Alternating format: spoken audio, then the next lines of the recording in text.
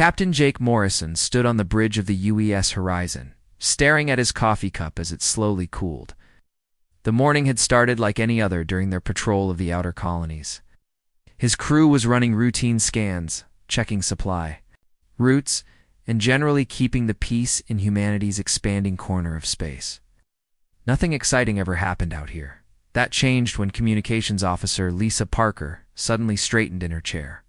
Her headset crackled with an incoming transmission unlike anything they had ever received before. "Captain, I'm picking up a signal. It's coming from outside our sensor range, but it's powerful. Really powerful," Lisa said, her fingers dancing across her control panel. "Sir, they're requesting permission to establish a diplomatic channel." Jake set down his coffee and walked over to her station. "Put it through to the main screen, Lisa.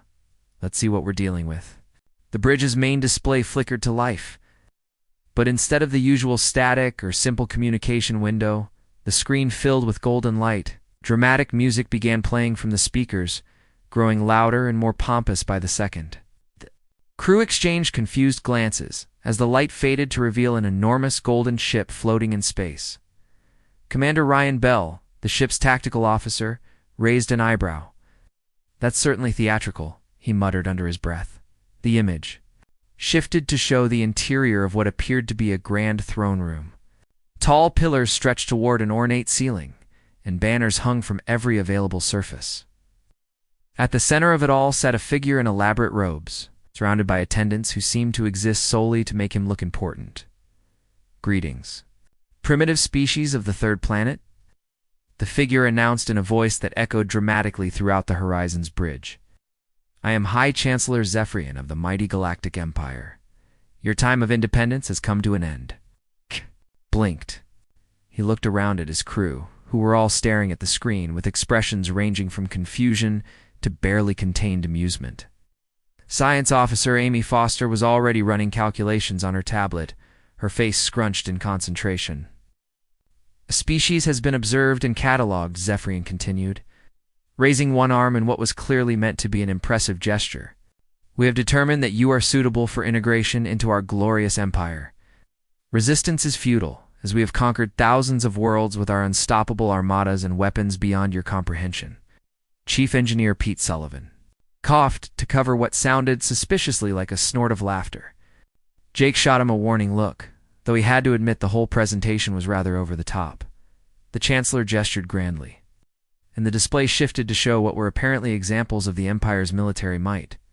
Ships that looked impressive enough floated through space, firing energy beams at distant targets.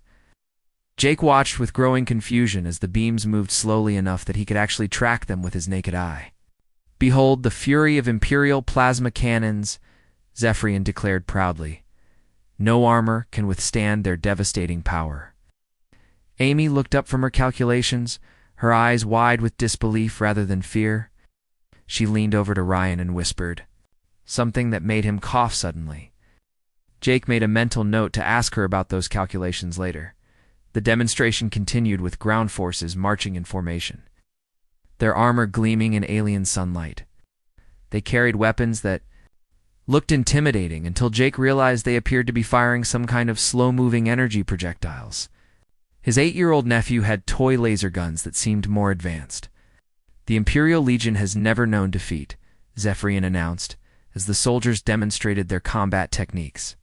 Jake watched in amazement as they moved through what appeared to be basic combat drills that human soldiers learned in their first week of training. The transmission shifted back to the throne room, where Zephyrian leaned forward with what he clearly believed was a menacing expression. "You will submit to Imperial rule and provide tribute to show your acceptance of our authority. We require rare metals, energy crystals, and other resources that your primitive world surely possesses in abundance." Pete couldn't contain himself any longer. A small chuckle escaped his lips, which he quickly tried to cover by pretending to clear his throat. The problem was that his attempt at covering the laugh was so obvious that it made Lisa giggle, which set off Ryan, who started making quiet snorting sounds. Jake held up a hand for silence, but he was fighting his own battle against amusement.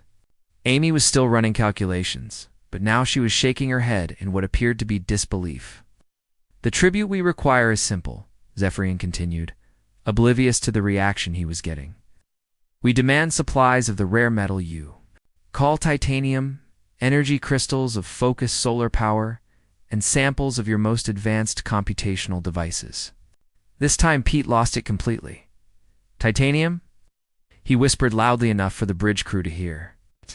We use that stuff to build playground equipment for kids. Jake shot him another warning look, but the damage was done. The entire bridge crew was now struggling to maintain professional composure. Amy was making frantic hand gestures at her tablet, trying to show Ryan something that was clearly amusing her greatly. You have one standard galactic day to respond, Zephyrian announced with finality. Prepare your world for the glory of Imperial rule. Resistance will only bring suffering upon your people. The transmission ended with another flourish of golden, light, and dramatic music. The bridge fell silent except for the quiet hum of ship systems and a few barely suppressed giggles from various crew members. Jake looked around at his team.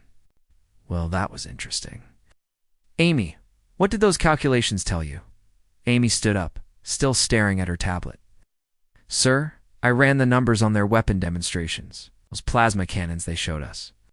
Based on the speed of the projectiles and the damage they cause to their targets, I estimate they're roughly equivalent to a standard mining laser. Maybe less powerful. How much less powerful? Ryan asked, though his grin suggested he already suspected the answer.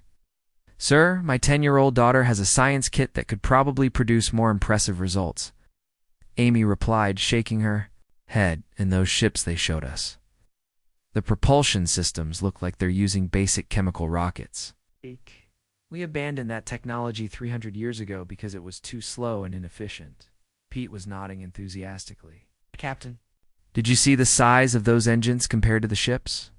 They must take weeks just to reach the next planet. The energy requirements would be enormous. Lisa cleared her throat. Sir, there's something else. I analyzed the communication signal itself. They're broadcasting on frequencies we stopped using for anything except emergency beacons. It's like they're still using the galactic equivalent of smoke signals. Jake sat down in his captain's chair, trying to process what he was hearing. So let me understand this correctly. We've just been threatened by what appears to be the galactic equivalent of a civilization that never progressed beyond the stone age. That might be generous, sir, Ryan said with a grin. At least Stone Age humans figured out how to make sharp sticks. Some of those Imperial weapons look like they might have trouble with that. Jake rubbed his temples. This is going to require some careful handling. We can't just ignore them, but we also can't let them think we're taking their threats seriously. Lisa, send a message to Fleet Command. Tell them we need diplomatic support and possibly a good xenopsychologist. Yes, sir. Should I mention that? We might need someone with experience in dealing with beings who think they're more advanced than they actually are. That would be helpful, yes.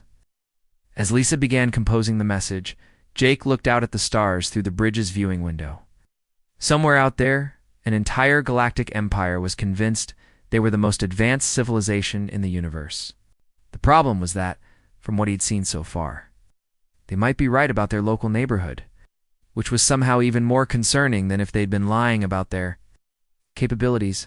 This was definitely going to be an interesting day. Admiral Karen Wright arrived at the outer colonies 3 days later with a small fleet of 6 ships. She had read Captain Morrison's report twice, watched the recorded transmission from High Chancellor Zephyrian, and still couldn't quite believe what she was seeing. The situation was delicate, to say the least. Captain Morrison, I've reviewed your encounter with the Galactic Empire, Admiral Wright said as she settled into the conference room aboard the UES Horizon. I have to admit, this is unlike anything we've dealt with before. Jake nodded, pouring coffee for the assembled officers. Ma'am, we've been monitoring their communications for the past few days. They seem to be genuinely convinced that we're going to surrender to them. They've been broadcasting victory celebrations to their homeworlds. Victory celebrations? Admiral Wright raised an eyebrow. They haven't actually won anything yet. Science. Officer Amy Foster pulled up her latest analysis on the room's display screen. Admiral, we've been studying their technology based on the transmissions they've sent us. Their computer systems appear to be roughly equivalent to what we were using about 400 years ago, possibly older. Before Admiral Wright could respond, Communications Officer Lisa Parker's console chimed with an incoming transmission. Admiral, we're receiving another message from the Galactic Empire. This one is marked as urgent diplomatic priority. Put it through, Lieutenant. The main screen filled with the now familiar golden light and dramatic music. This time, however, the image showed a different alien figure. This one wore what appeared to be military dress uniform covered in medals and decorations. His expression was stern and supposedly intimidating. I am Imperial Admiral Corvallis, commander of the elite battle squadron, the alien announced, his voice echoing with practiced authority. Your refusal to respond to High Chancellor Zephyrin's generous offer has been noted. We are prepared to demonstrate the futility of resistance. Admiral Wright leaned back in her chair, fighting the urge to smile. The alien's elite battle squadron was visible through the windows behind him. The ships looked like they had been designed by someone who had heard about space travel but never actually seen it done properly. We shall show you the fate of those who oppose the Galactic Empire, Corvallis continued dramatically. Observe the conquest of Blethen Prime, where the fierce warrior race dared to challenge Imperial might. The display shifted to show what appeared to be a historical recording. Jake watched in fascination as Imperial soldiers in bulky metal armor advanced across an alien battlefield. Their opponents, the supposedly fierce warriors of Blethen Prime, were throwing what looked like sharpened sticks and rocks at the advancing Imperial forces. Lieutenant Colonel Nick Hayes, military historian, who had arrived with Admiral Wright's fleet, leaned forward with intense interest. My God, he whispered to his aide. Lieutenant Sam Rodriguez, look at those formations. They're using tactics that went out of style on Earth 3,000 years ago. The battle recording continued, showing Imperial soldiers moving in rigid, predictable patterns while their enemies ran around in apparent confusion. The whole thing looked more like a historical reenactment than an actual military engagement. The fierce warriors of Blethen Prime possessed advanced metallurgy and cunning battle tactics. Admiral Corvallis explained proudly as the recording showed aliens throwing metal-tipped spears at Imperial armor, yet they fell before the unstoppable advance of Imperial technology. Sam Rodriguez made a choking sound that he quickly tried to cover with a cough. The advanced metallurgy appeared to consist of hitting metal with hammers until it was roughly the right shape. The cunning battle tactics seemed to involve running directly at the enemy while shouting loudly. Nick Hayes was taking notes frantically, his professional fascination overriding his diplomatic training. Sam, are you seeing this? They're using Roman legion formations. Actually, no, that's insulting to the Romans. The Romans were much more sophisticated than this. The recording shifted to show the aftermath of the battle with Imperial flags being raised over what appeared to be a collection of stone buildings. The architecture was impressive in its own way, but it was clearly the work of a civilization that had never discovered advanced engineering principles. This victory was achieved through the superiority of Imperial plasma weapons and tactical brilliance, Corvallis announced. The screen showed Imperial soldiers firing their energy weapons at stone walls, which crumbled slowly under the sustained barrage. Chief Engineer Pete Sullivan, who had been invited to the briefing, was staring at the display with professional horror. Admiral, those plasma weapons are taking 30 seconds between shots. 30 seconds. My nephew's water gun has a better rate of fire. Admiral Corvallis' presentation continued with more examples of Imperial conquest. Each one was more absurd than the last. The technologically advanced Zelkar Republic appeared to have just discovered the wheel. The militaristic Thorian Confederation was shown fighting with swords and shields that looked like they had been made in a high school. Metal working class. Now witness the true power of Imperial engineering, Corvallis declared with obvious pride. The display showed what was clearly meant to be an impressive demonstration of their ultimate weapon. A massive space station appeared on screen, bristling with weapon emplacements and energy collectors. Dramatic music swelled as the station began charging its primary weapon.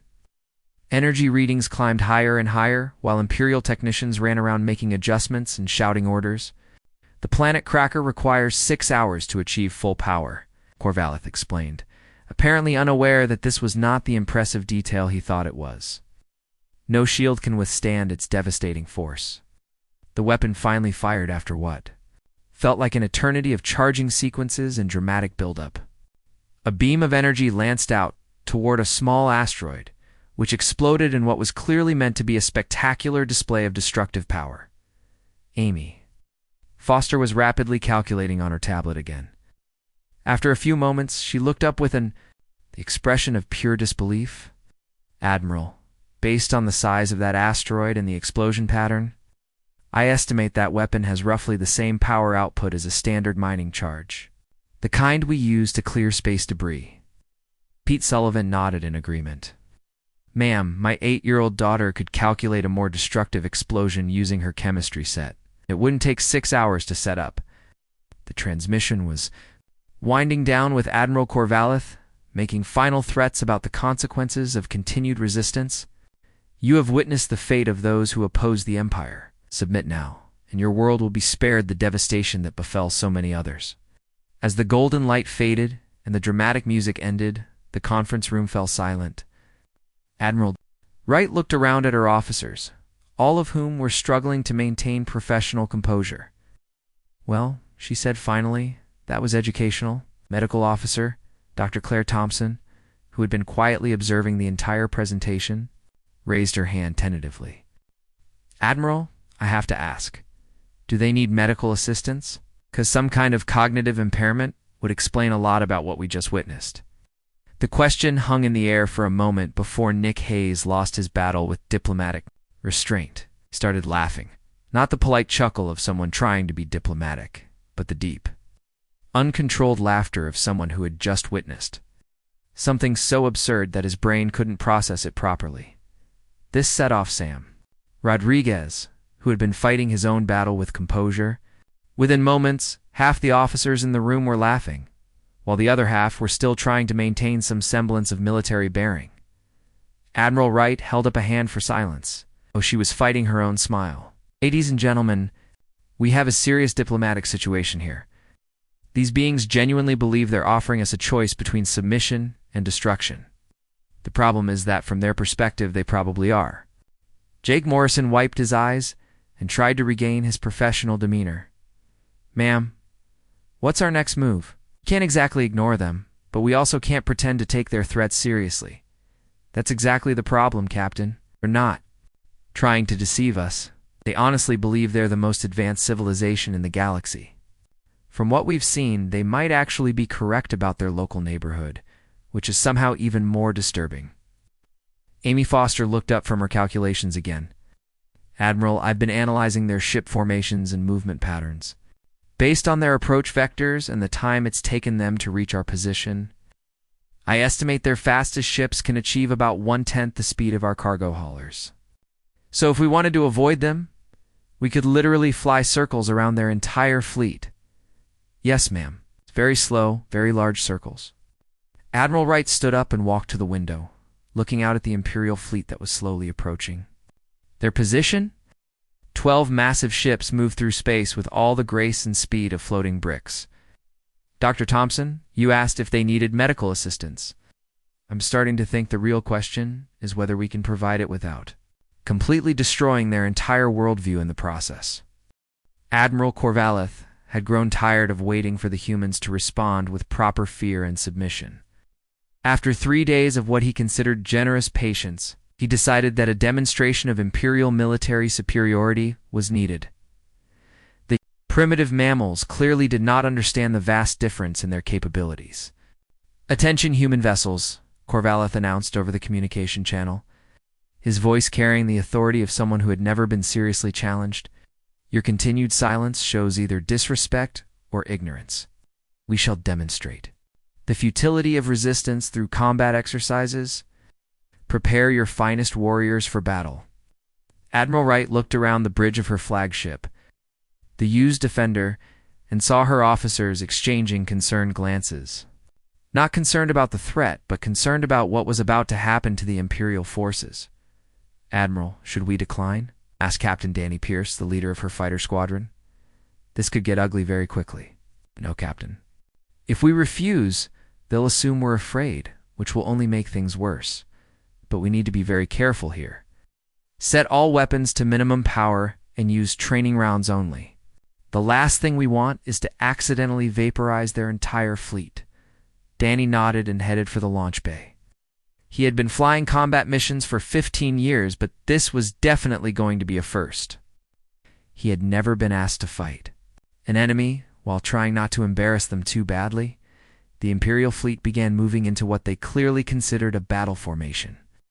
Admiral Wright watched through the bridge windows as 12 massive ships arranged themselves in a straight line, their weapons pointing forward in what appeared to be a charge formation. "Ma'am," said Commander Steve Chen, who was monitoring the Imperial movements, "are they really planning to attack us in a straight line? No flanking maneuvers, no tactical dispersion, just a direct frontal assault?" "It appears so, Commander." "Lieutenant Hayes, are you recording this?" "Yes, ma'am." "For historical purposes, of course." "Of course." The Imperial fighters launched first, and Admiral Wright immediately understood why Danny had sounded confused in his earlier reports. The Imperial craft moved through space like drifting leaves, their engines producing what appeared to be more light than actual thrust. They were trying to execute combat maneuvers, but everything happened so slowly that the human targeting computers kept asking for confirmation. Danny's voice crackled over the communication system from his fighter. "Control. I'm having trouble with my targeting system. The Imperial fighters are moving so slowly that the computer thinks they're space debris. Should I switch to manual targeting?" confirmed Captain Pierce. "All pilots switch to manual targeting and minimum engagement protocols." "Understood." Throttling down to minimum power to avoid ramming speed, Admiral Wright watched the engagement unfold with growing amazement. The Imperial ace pilots were executing maneuvers that human flight students learned in their first week of basic training. Their attack patterns were so predictable that the human pilots had to actively try not to anticipate them. The Imperial pilots seemed to be attempting something that might have been impressive if they had been moving at reasonable speeds. They were trying to surround the human fighters in a complex pincer movement, but the maneuver was taking so long that the human pilots had time to analyze it, discuss it, and plan their response. "Control, this is Pierce. I'm watching them try to execute what looks like a classic encirclement maneuver, but it's taking them about 10 minutes to complete. Should I pretend not to notice?" "Negative, Captain. Spawn naturally, but keep your weapons on training mode." "Roger that. This is really weird. Control." The fighter engagement continued for another 20 minutes, during which the Imperial pilots managed to fire approximately 6 shots total. Their weapons moved so slowly through space that Danny actually flew alongside one of the energy bolts for a few seconds, studying it with professional curiosity. Meanwhile, the capital ship engagement was beginning. Admiral Corval's flagship, a massive dreadnought that dwarfed any human vessel, began charging its main cannon with tremendous ceremony. Energy readings climbed slowly while Imperial technicians ran around making adjustments and shouting instructions. "Ma'am," reported Lieutenant Colonel Tony Baker from the weapons station, "their main cannon is charging, but it's going to take them at least 15 minutes to reach full power. Should we move out of the way?" "Not yet, Lieutenant Colonel. Let's see what they can do." The Imperial dreadnought finally fired its main weapon after what felt like an eternity of preparation. The energy beam moved through space with all the speed and menace of a lazy afternoon stroll. Tony Baker watched it approach with professional interest. "Ma'am, that shot is going to reach us in about 3 minutes. Should I begin evasive maneuvers?" "Wait for it, Lieutenant Colonel." Tony watched the energy beam creep closer, checked his instruments, filed his daily report, and grabbed a quick snack from the emergency rations. When the beam was finally close enough to be a concern, he casually moved the ship a few degrees to starboard. The massive energy blast sailed harmlessly past the human fleet, missing by several kilometers. The Imperial gunners had apparently calculated their target's position correctly, but they had not accounted for the fact that their weapon moved so slowly that any competent pilot could simply step out of the way. "Control, this is Pierce. Did they just miss us with their main cannon?" "Confirmed, Captain. Continue the exercise." Admiral Wright turned to her tactical officer, Chief Weapons Officer Greg Martinez. "Greg, I want you to return fire, but use the lowest power setting available. Training rounds, minimum dispersal, and aim for non-critical systems only." "Ma'am, are you sure?" "Even our training rounds might be too much for their ships. I know, but they're expecting us to fight back. If we don't return fire, they'll assume we're not taking this seriously. Greg programmed the weapon systems with the care of a surgeon performing delicate brain surgery. He selected the smallest possible training rounds, reduced the power output to barely above zero, and aimed for what appeared to be an external sensor array on the Imperial flagship. The human weapon fired with a brief flash of light.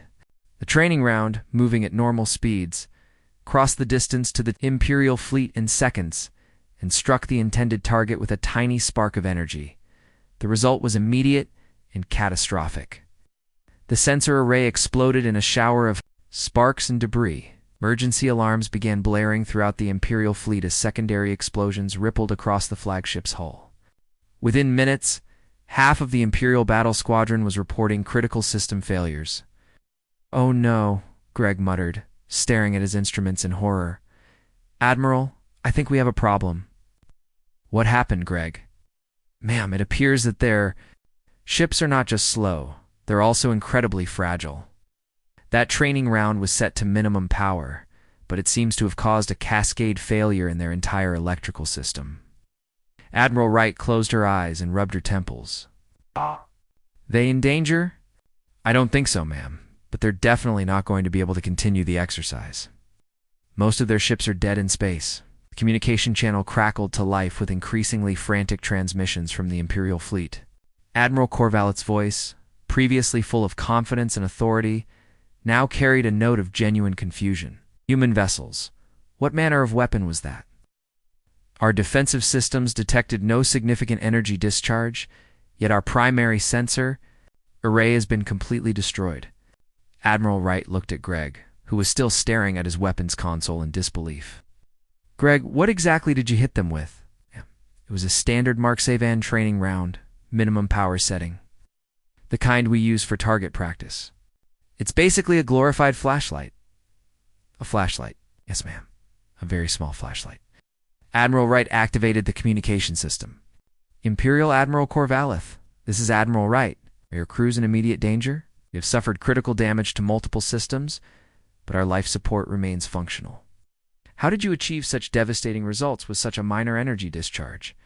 Wright looked around her bridge, noting that several of her officers were struggling not to laugh. The situation was rapidly becoming more absurd by the minute. "Admiral Corvallis, perhaps we should suspend the exercise and discuss this situation more carefully." "Exercise is concluded," Corvallis replied, his voice carrying a mixture of confusion and what might have been respect. "Your weapons technology is clearly far more advanced than our intelligence suggested. We require time to analyze these results."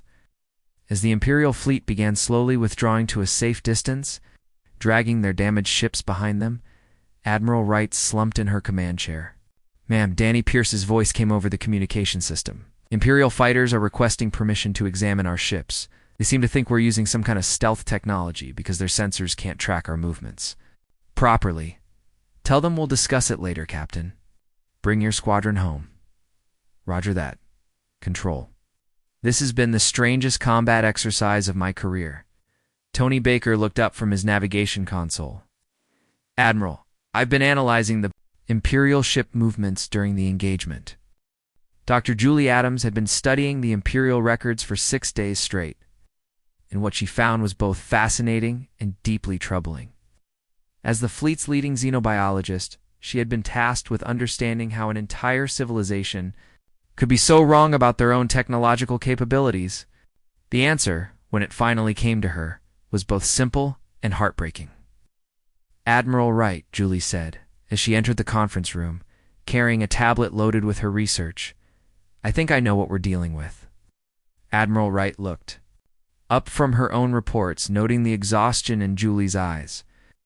The past week had been challenging for everyone as they tried to figure out how to handle the Imperial situation without causing a complete cultural breakdown. "What did you find, Doctor?" Julie activated the room's display screen and pulled up a star map showing the local galactic region. "Ma'am, I've been analyzing the Imperial historical records that they've shared with us. The good news is that they're not lying about their conquests. The bad news is that every single species they've ever encountered has been even more primitive than they are. She highlighted several star systems on the map, each marked with imperial conquest dates. Look at this pattern. The Empire has been expanding for over 2,000 years, but they've never moved beyond this relatively small region of space. And every world they've conquered has been inhabited by species that never developed beyond what we would consider medieval technology levels. Admiral Wright studied the map with growing understanding. So they really have been the most advanced civilization in their neighborhood. Exactly. The Blethen Prime warriors we saw in their historical records? They were probably the most technologically advanced enemy the Empire had ever faced, and they were fighting with sharpened sticks and basic metallurgy. Major Chris Parker, the fleet's intelligence officer, leaned forward with interest. Are you saying that the Empire has never encountered a truly spacefaring civilization? That's exactly what I'm saying, Major, based on their records. The most advanced species they've conquered had barely discovered steam power. The Empire's crude spacecraft and basic energy weapons really were miraculous technology compared to anything their enemies possessed.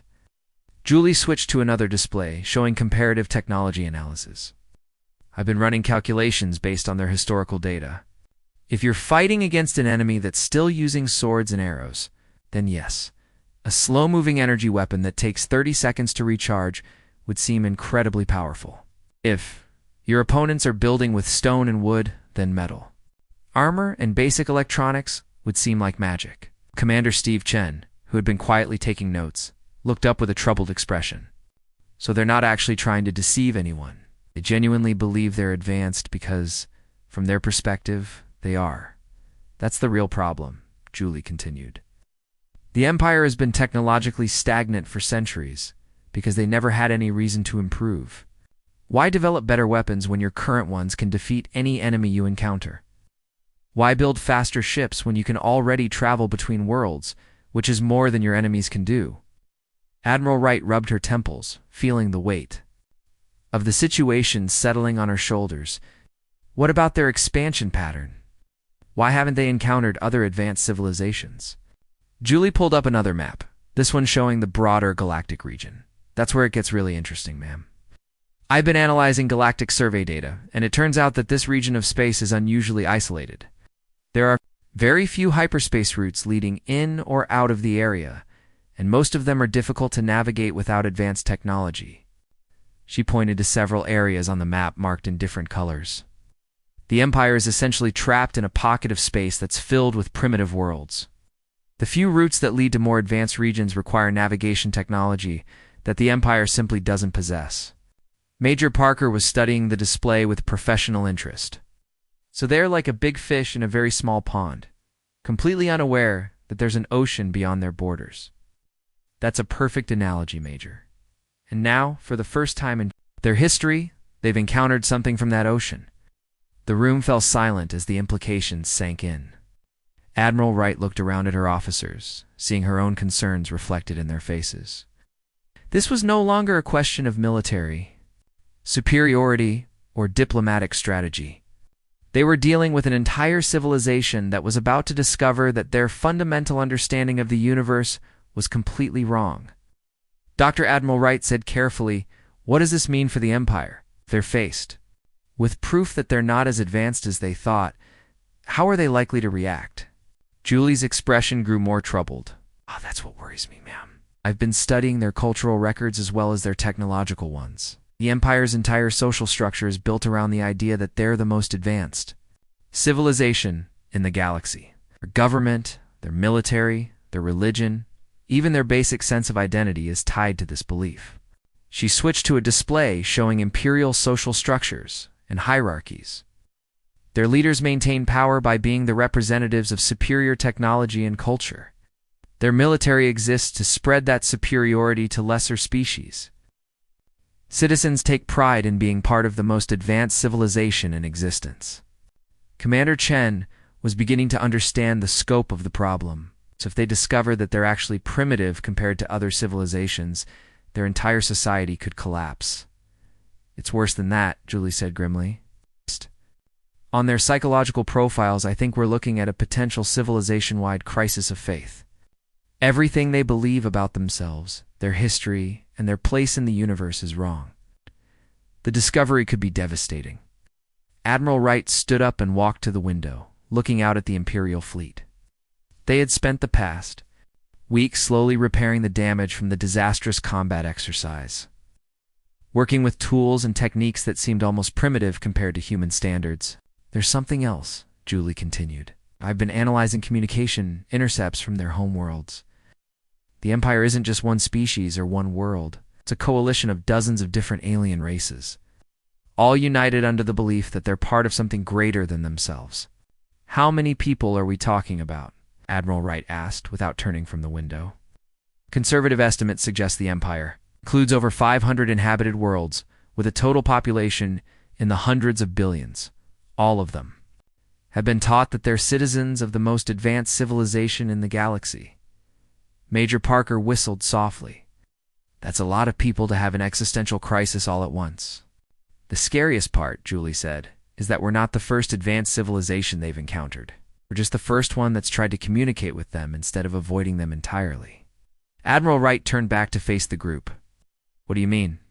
Julie pulled up her final display, showing long-range sensor data and communication intercepts. I've been analyzing deep space surveys from this region. There's evidence that at least 3 other advanced civilizations have detected the Empire over the past few centuries, but instead of making contact, they've all chosen to avoid this region entirely. They've been quarantining the Empire. It appears so, ma'am.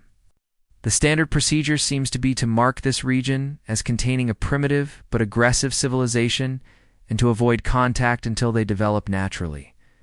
The problem is that natural development has been stalled because they've never faced any real challenges? Commander Chen looked thoughtful. So we're not just the first advanced civilization to make contact with them. We're the first one that's decided not to run away, exactly. And that puts us in a unique position, but also a very dangerous one. Admiral Wright returned to her seat, the weight of responsibility settling heavily on her shoulders. Oh, Doctor? In your professional opinion, what happens if we simply leave? If we follow the example of the other civilizations and avoid further contact? Julie considered this carefully. Short term, probably nothing. The Empire would likely interpret our withdrawal as victory, which would reinforce their existing beliefs. But long term, the problem would only get worse. They'd continue expanding, eventually encountering other civilizations. And the crash would be even more severe when it finally happened. And if we stay and try to help them understand the truth, it depends entirely on how we handle it, ma'am. If we're careful and gradual, we might be able to help them adjust to the new reality. But if we're clumsy or impatient, we could trigger exactly the kind of civilization-wide collapse we're trying to avoid. Major Parker had been quiet during most of the discussion, but now he leaned forward with a serious expression. Admiral? There's one more thing we need to consider.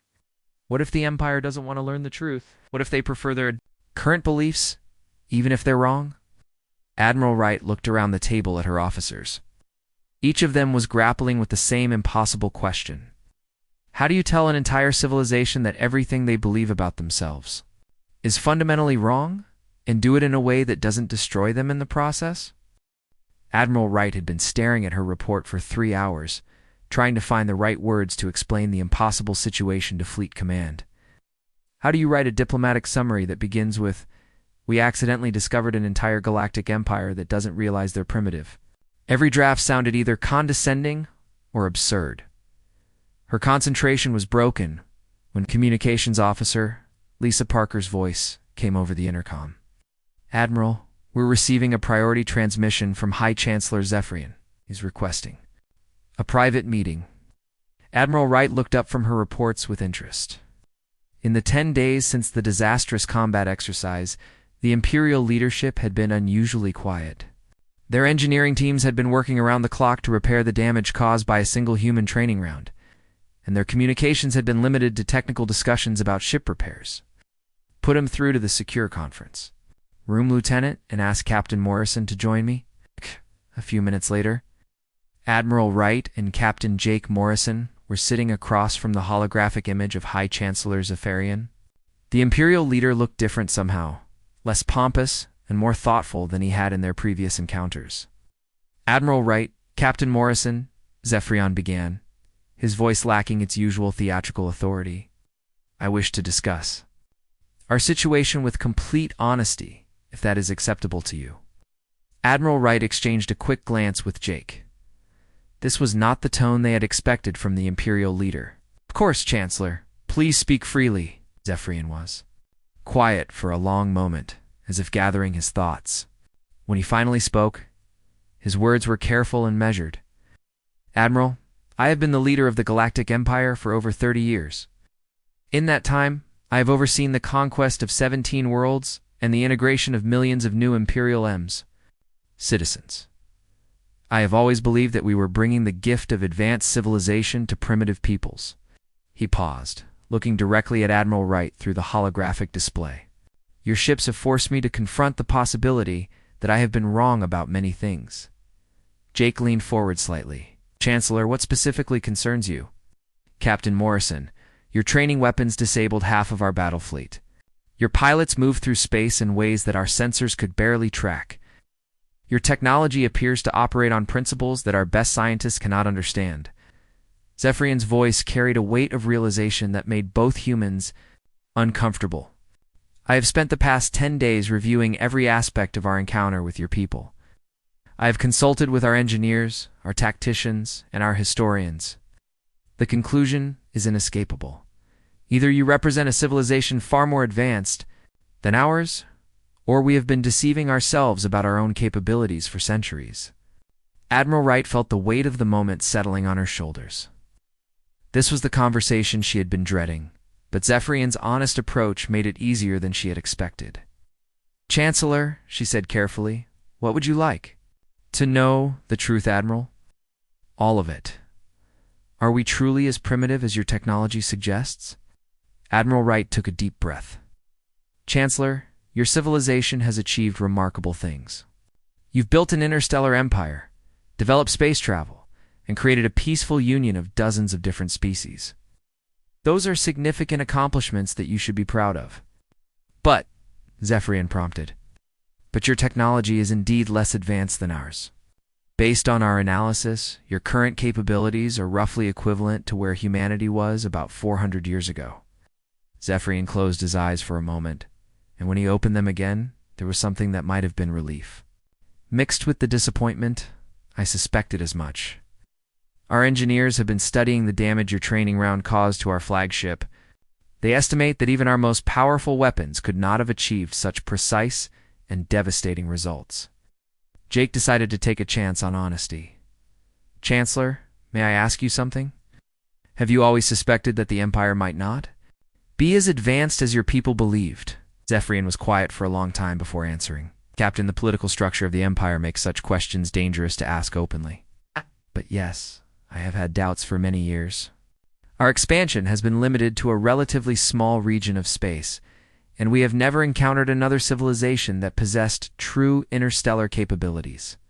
The species we have conquered, while brave and resourceful, have never posed a serious technological challenge to our forces. I began to wonder if this was because we were genuinely superior, or because we had simply been fortunate in our choice of opponents." Admiral Wright felt a surge of respect for the Imperial leader. It took courage to admit such doubts, especially when your entire civilization's self-image was at stake. "Chancellor, what you're describing is not uncommon. Many civilizations go through periods of technological stagnation when they become the dominant force in their region. The challenge is breaking out of that stagnation without losing what makes your civilization valuable. Is such a thing possible?" Zephyrion asked, and for the first time since they had met him, he sounded genuinely hopeful rather than pompous. "Absolutely. In fact, we'd like to propose something that might benefit both our civilizations." Admiral Wright activated the conference room's display system and pulled up the proposal she'd been working on with her staff. "We call it a cultural and technological exchange program. The basic idea is that we help the Empire modernize their technology and expand their capabilities, while learning from your experiences in interspecies cooperation and galactic governance." The Zephyrians studied the display with obvious interest. "What would such a program involve?" "Several things," Admiral Wright explained. First, we would establish a joint research station where Imperial and human scientists could work together. Your people would have access to our technology and scientific methods, while our people would learn from your centuries of experience in managing a multi-species civilization. Second, we would offer training programs for Imperial military and civilian personnel, not to replace your existing systems, but to supplement them with more advanced techniques and technologies. And finally, Jake added, we would help the Empire establish contact with other advanced civilizations in the galaxy. You've been isolated in this region for centuries, but there's a whole galaxy full of species and cultures that you've never encountered. Zephyrian was quiet for several minutes as he considered the proposal. When he finally spoke, his voice carried a mixture of excitement and concern. This is a generous offer, Admiral, but I must ask, what do you gain from such an arrangement, Admiral? Wright smiled.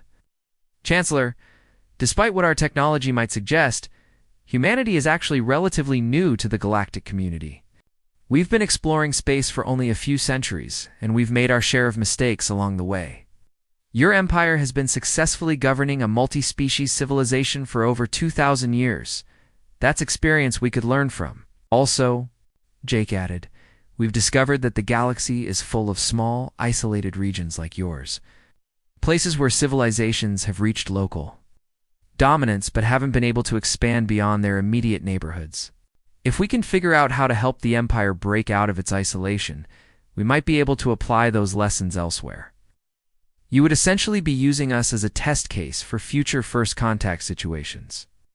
In a sense, yes, Admiral Wright admitted. But it would be a genuine partnership, not an experiment. Your people would have full access to our technology and knowledge, and any successes would benefit the Empire as much as they benefit humanity. Zephyrian nodded slowly. I will need to discuss this with the Imperial Council, but I find the proposal intriguing. However, there is one significant challenge that we must address. What's that, Chancellor? My people's pride, Admiral? The citizens of the Empire have been taught for generations that they are part of the most advanced civilization in the galaxy. Learning that this is not true could be devastating to Imperial morale and social stability. Admiral Wright had been expecting this concern. We've given that considerable thought, Chancellor. The key is in how the information is presented. Rather than focusing on what the Empire lacks, we emphasize what they're gaining. She pulled up another display showing a proposed public announcement strategy. We suggest framing this as the Empire's graduation to a larger galactic community. Your people haven't been primitive. They've been preparing for this moment. All of their achievements and experiences have been leading up to their introduction to the wider galaxy. The Empire becomes not a backwater civilization that's being rescued, but a mature culture that's ready to take its place among the galactic powers. Jake nodded in agreement. Think of it like a student graduating from school, Chancellor. The student isn't embarrassed about having been in school. They're proud of what they've accomplished and excited about what comes next. Zephyrian's expression brightened considerably. That is a much more palatable approach. My people could take pride in being selected for inclusion in the galactic community rather than feeling humiliated about their previous isolation. Exactly, and there's another advantage to this approach.